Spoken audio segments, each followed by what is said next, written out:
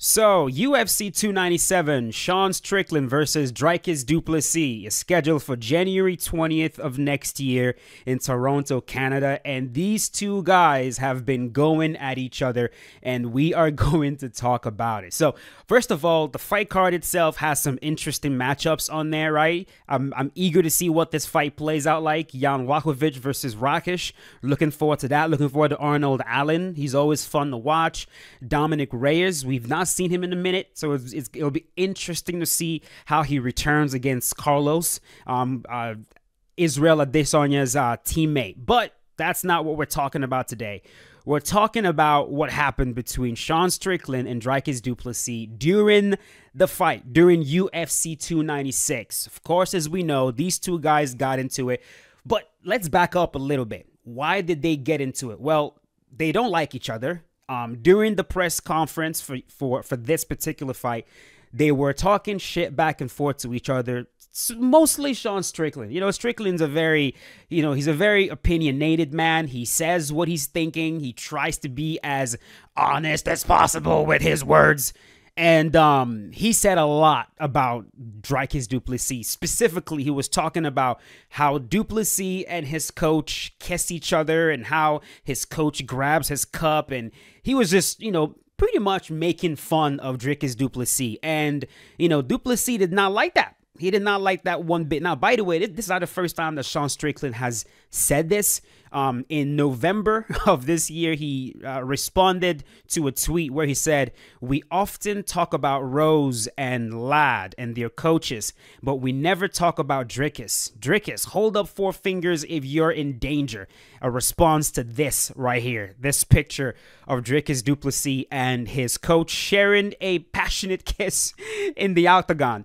Now, of course, according to Cameron, who is a teammate, he has made it clear that this is something that is common in South Africa. Let's listen to what he said about that. I have to ask you this, because I've been seeing so many Reddit comments about both you and Dricus about this, like everywhere. Could you please address the coach kissing you on the mouth thing? Oh, okay. To you and Dricus. Yes. There's so many things about it. Like, people think Coach Mornay is your dad. Yes. Some people... I saw that as well. That's quite a weird... Like, I think in Afrikaans culture, well, that's how we were brought up. Yeah. Like, to greet your father or even like your grandfather with a kiss and a hug was like a normal thing. Yeah. And I think that's just like, it was not really something that's... Yeah, but I can imagine people watching the fight, knockout, and then kissing your coach, like, what? I was on the live Reddit thread. Yeah. Everyone was like, yo, what a knockout. 3 seconds later, it's like, what? Did he just kiss that man on the mouth? Yeah, I can imagine that. I think it's maybe it's just not a big cultural thing in other countries. No. Well, but like... No. It is an Afrikaans culture. It's quite... Parts of it. I never kissed. So I'll tell you, I'm Nigerian, born and raised, and we don't kiss each other in the mouth. This is... we definitely don't. But if he says that's what they do over there in South Africa, then that's what they do over there in South Africa. Nothing odd about that, I guess. The one thing that I'm not sure that they do in South Africa is this part right here, because this was the other thing that Sean Strickland was talking about, and this one's odd, man. I don't know how you explain that. Like, you know what I mean? Like, how do you explain standing up to walk away? Like, bro, like, what are we doing? Why? There is no logic. There is no... Maybe he just... Okay, benefit of the doubt. Maybe he wanted to make sure that Strickland still had his cup in. You know what I mean? You definitely don't want your fighter going out there and fighting without his cup. Maybe he thought maybe Strickland's cup fell out on his way back to the stool. Maybe, I don't know, but... freaking reaching and grabbing him right there is wild and wild. So anyways, Sean Strickland makes fun of that, makes fun of the fact that he kisses his coach on the mouth and, uses a slur, right, that we're not allowed to say, blah, blah, blah. And Dricus Du Plessis did not like any of that. He didn't like any of that. Even though I'll say he was extremely calm, cool, collected, very cold during the whole entire press conference. And he was like, okay, well, since you want to go there, since you want to try to take jabs at me and make fun of me and call me all kinds of names, and how about I dig at you as well, since that's what we're doing. And so Dricus Du Plessis goes, bro, why are you so angry? You think your dad beat the shit out of you? Your dad doesn't have shit on me. I'm going to show you what it's like to get beaten. Every childhood memory you have is going to come back. So this is not nice. It is not nice whatsoever. And you know what Sean Strickland was saying about him wasn't nice at all either. But I think this had a lot more sting to it, because this is drawing from childhood trauma, right? This is drawing from something that Sean Strickland had to deal with when he couldn't do anything about it. You know, he wasn't a man when his dad was, you know, beating him up and abusing him and all this kind of crazy shit. He was a kid. He was a child. There was nothing he could do about it. He was a defenseless child. And so the dig on that, it's also why it's tasteless to kind of make fun of the dead, because they can't defend themselves. It's the logic there. Like, okay, it's also why talking behind someone's back as well is also tasteless, right? The logic is you're talking about somebody, or you're taking a jab at somebody that cannot defend themselves anymore, either because they're too young, either because they're dead, or they're not there. There's something about that that's tasteless, right? So Dricus Du Plessis makes fun of Strickland in that sense, and Strickland, visibly, that hurt. It definitely hurt. It brought back, you know, terrible memories. And he goes, you know, I will take your fucking soul. You understand me? You fucking pussy. Yeah, you did hit a nerve. You fucking bitch. So clearly that one hurt. And it didn't end there. These two guys, they end up at UFC 296 for some reason. They're seated fairly close to each other. And a brawl happens. And the whole entire thing was captured right here. So it started with Du Plessis sort of being shown. Strickland fires the gun. Du Plessis dodges it. All right, so I lowered the voice right here, just for copyright, just in case. Boom, he jumps on top. Oh, wow. Out of nowhere. Like, first of all, he asks, I believe that was Brandon, was it Brandon Moreno's kids? Behind him, still kind of talking once Sean turned his back.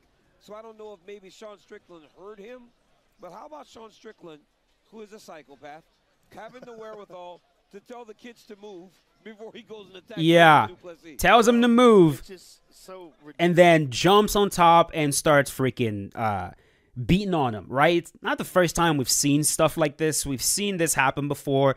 John Jones, Daniel Cormier. It's not the first time we've seen two fighters who can't stand each other come to blows. It's happened in the past, and it will most likely happen again. Like, you know, us as MMA fans, man, we always like to pretend like these fighters are not emotional, but bro, they are. They are.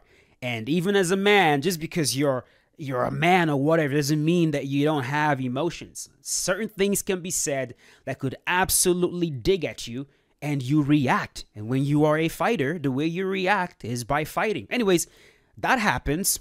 Dricus Du Plessis is asked about it, like, you know, what do you think about that? What happened? How are you feeling? And he goes, I don't really care how he feels, Du Plessis said. I don't care about him being triggered. He goes and says whatever he wants. Now, there's one thing that's a soft spot, a trigger for him. And now we're not allowed to say it. I mean, if you want to dish it out, you have to be able to take it. But yeah, the fact that he's triggered, I don't give a damn about that. So his point is, don't throw stones if you live in a glass house, which is a good point. It is a good point if we're being honest right here. Sean Strickland does not have any issues digging at people, poking at them where it hurts, poking at them where they can absolutely be triggered. You know, whether it's to do with their family, or, you know, whether it's to do with their perceived sexuality. He doesn't mind poking people right there. But then when he gets poked in a really sore spot, he gets triggered, which that in of itself just is not a good look. Like, if you're going to do it, right, you better have the emotional strength to take it when someone does the same back to you. Now, in Sean Strickland's defense, right, he explained why what he does is vastly different from what Dricus Du Plessis as well as Sean O'Malley did. In this tweet right here. In this tweet, Sean O'Malley writes, "I expect nothing less from O'Malley and Dricus. Next time, come at me as a man. Clearly, you don't know what that means." So he's going to go on to explain what he means by being a man. He goes, "I just want to say one thing that I feel needs to be said. There are a lot of kids out there who have been abused and molested, and it's a damn tragic thing that forever changes you.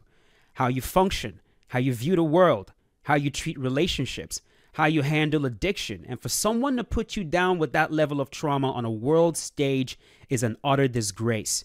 I have a big following of people who suffered trauma and molestation, and I will tell you that it's not funny to me. Whatever you've gone through or have been through isn't funny to me. I hope you all understand that these are weak men who don't understand hardship.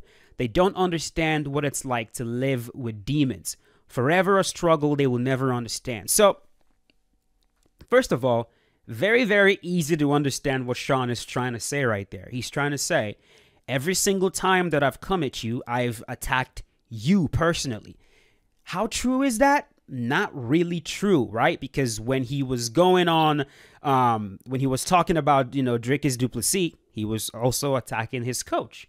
Indirectly, he was attacking his coach. When he called Dricus Du Plessis the F word, you could argue that he was using a word that brings up trauma in that community. That community, of course, they've said they don't like that word because that is a very derogatory term and it brings up trauma. You could argue when you use a word like that, you are also causing those people trauma. So there's a lot of, it's a complex issue and a lot of hypocrisy on this side and hypocrisy on that side. And and you can genuinely understand what both sides is trying to come across, right? Here's my thought on the whole thing, okay? My thoughts are, it is naive and, borderline foolish to think that just because you're a man or just because you're a fighter or just because you're someone that's supposed to be tough, that words can't get to you. The toughest people on this freaking planet, words get to them. There's a very good reason why words can get to you like that. It's by design. It is by design. And you can try to be stoic. Now, definitely you can train yourself to become extremely stoic to where words don't affect you, right? But if you are a normal functioning human being, there are certain things that will be said about you, especially when these are deep rooted issues in your life, traumatic events in your life. No matter how stoic you think you are, it can absolutely affect you. And it is naive to think that it can't affect you, right?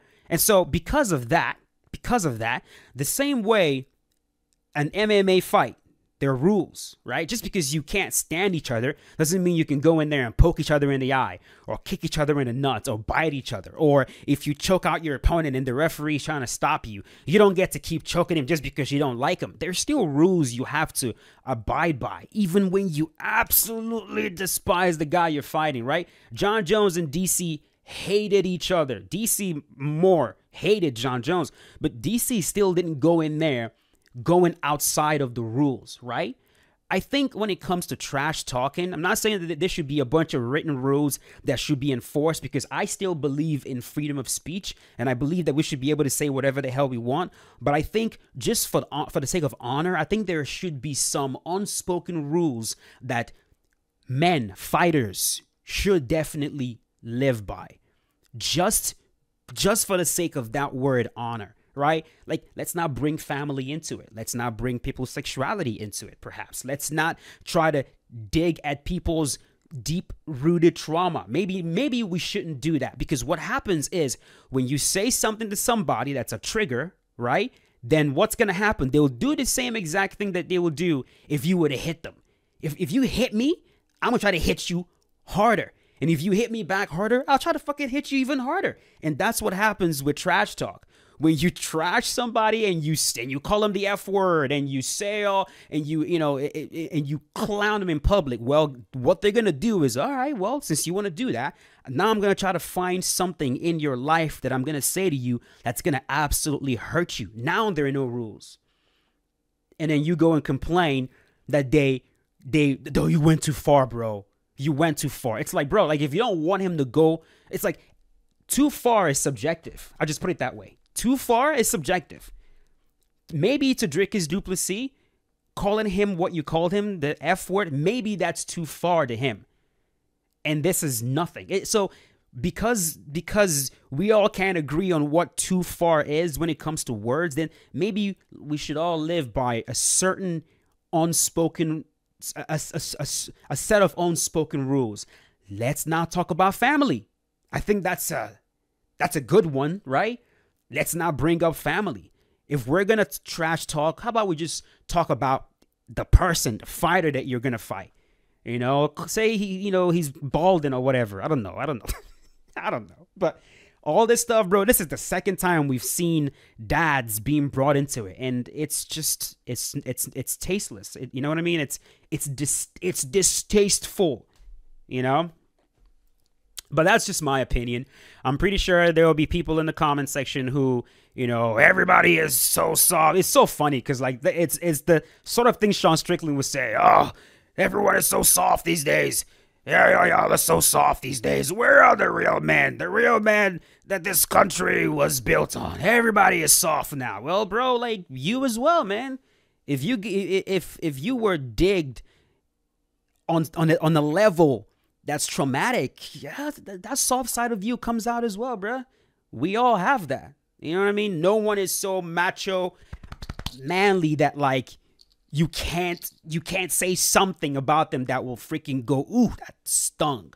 We all have that. We all have that. So I will leave it at that. There's the whole story on Sean Strickland and Dricus Du Plessis. These two guys are going to fight each other, and somebody is going to win. And when that time comes, I am hoping that they put on they will. There's no way these two guys are going to put on the sort of fight that Kobe Covington and Leon Edwards did. No way. It's going to be way more interesting than that. So I'm going to leave it at that. Thank you so much for watching. If you guys enjoyed the video, let me know in the comments. Also, let me know what you guys think about this whole thing. And I will see you guys later with a brand new one. As always, stay safe. Peace out, boys. Have a good one.